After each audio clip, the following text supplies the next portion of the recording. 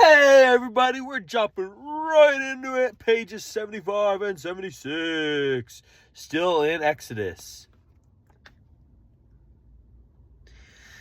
So there will be 8 frames and 16 silver bases, 2 under each frame. Also make crossbars of acacia wood. 5 for the frames on one side of the tabernacle.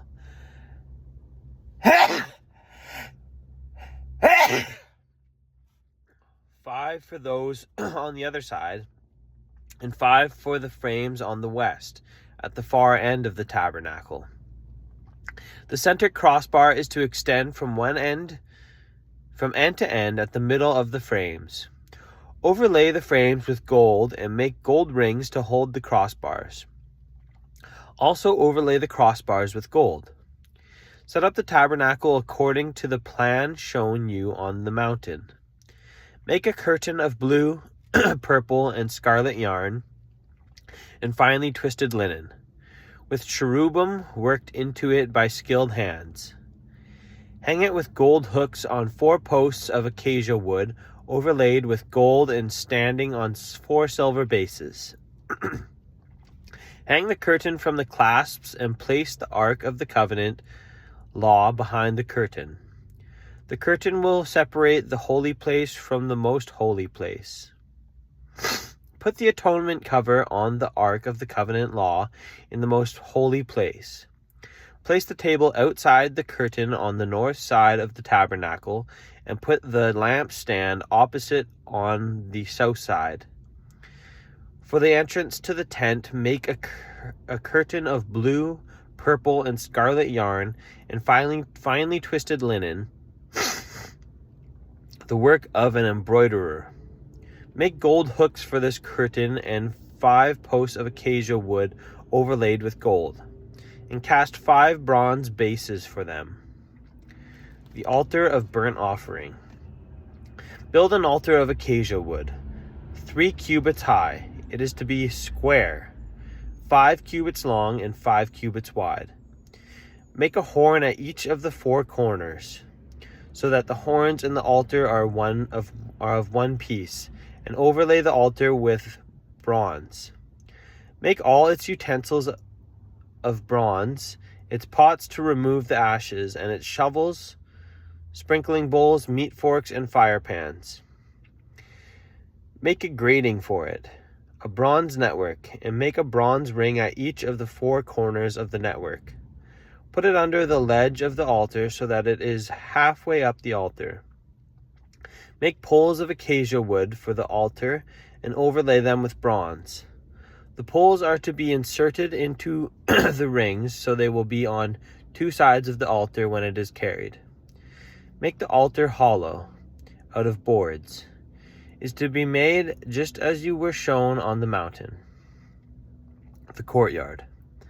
Make a courtyard for the tabernacle. The south side shall be 100 cubits long, and it is to have curtains of finely twisted linen, with 20 posts and 20 bronze bases, and with silver hooks and bands on the posts. The north side shall also be 100 cubits long, and is to have curtains, with 20 posts and 20 bronze bases, and with silver hooks and bands on the posts. The west end this is crazy.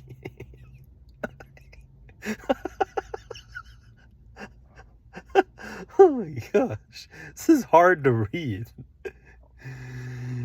The west end of the why is it so specific? It's so oddly specific. I feel like I'm going crazy reading this.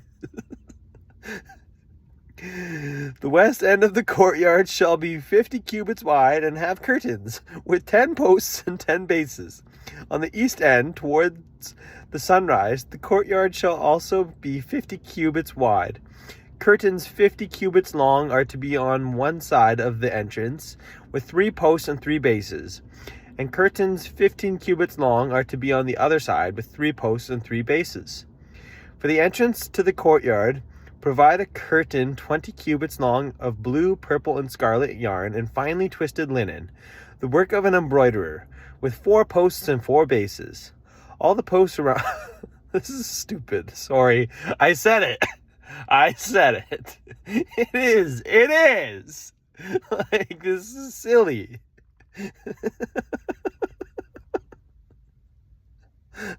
All the posts around the courtyard are to have silver bands and hooks and bronze bases. The courtyard shall be 100 cubits long and 50 cubits wide, with curtains of finely twisted linen, 5 cubits high, and with bronze bases. All the other articles used in the service of the tabernacle, whatever their function, including all the tent pegs for it, and those for the courtyard, are to be of bronze. Oil for the lampstand. Command the Israelites to bring you clear oil of pressed olives for the light, so that the lamps may be kept running. In the tent of meeting, outside the curtain that shields the Ark of the Covenant law, Aaron and his sons are to keep the lamps burning before the Lord from evening till morning. This is to be a lasting ordinance among the Israelites for the generations to come. The priestly garments. Have Aaron your brother brought to you from among the Israelites, along with his sons, Nadab and Abihu, Eleazar and Ithamar, so they may serve me as priests. Make sacred garments for your brother Aaron to give him dignity and honor. Tell all the skilled workers to whom I have given wisdom in such matters that they are to make garments for Aaron for his consecration, so he may serve me as a priest. These are the garments they are to make: a breastpiece, an ephod, a robe, a woven tunic, a turban, and a sash. They are to make these sacred garments for your brother Aaron and his sons, so they may serve me as priests. Have them use gold and blue, purple, and scarlet yarn and fine linen. The ephod. Make the ephod of gold and of blue, purple, and scarlet yarn, and of finely twisted linen, the work of skilled hands. It is to have 2 shoulder pieces attached to 2 of its corners, so it can be fastened.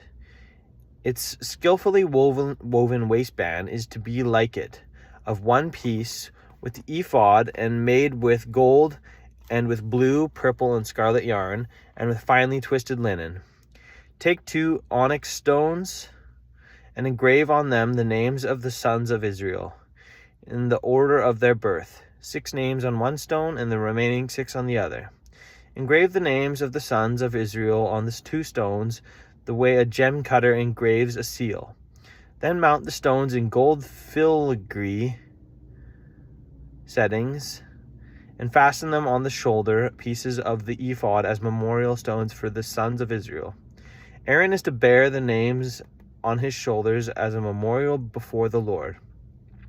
Make gold filigree settings and 2 braided chains of pure gold like a rope, and attach the chains to the settings.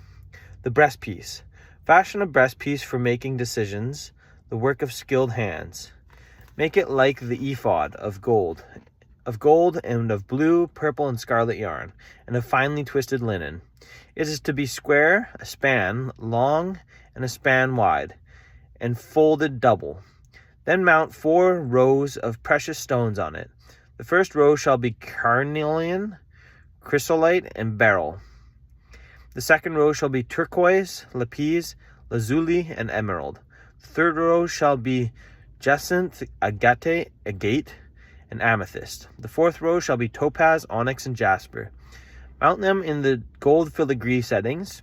There are to be 12 stones, 1 for each of the names of the sons of Israel, each engraved like a seal with the name of one of the 12 tribes.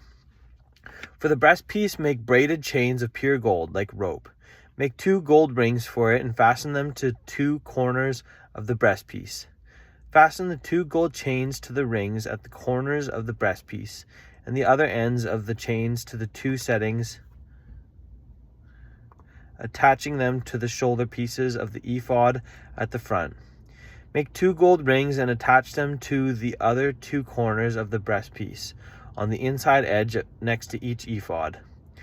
Make 2 more gold rings and attach them to the bottom of the shoulder pieces on the front of the ephod, close to the seam just above the waistband of the ephod.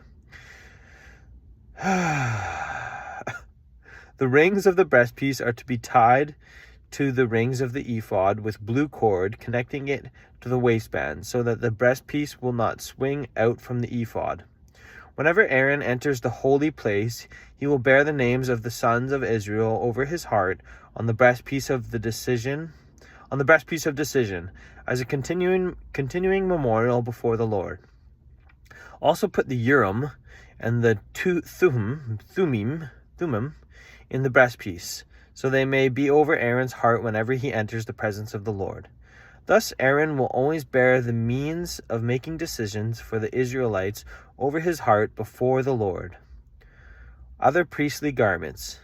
Make the robe of the ephod entirely of blue cloth, with an opening for the head in its center. There shall be a woven edge like a collar around this opening, so that it will not tear. Make pomegranates of blue, purple, and scarlet yarn around the hem of the robe, with gold bells between them. Okay, that's pages 75 and 76.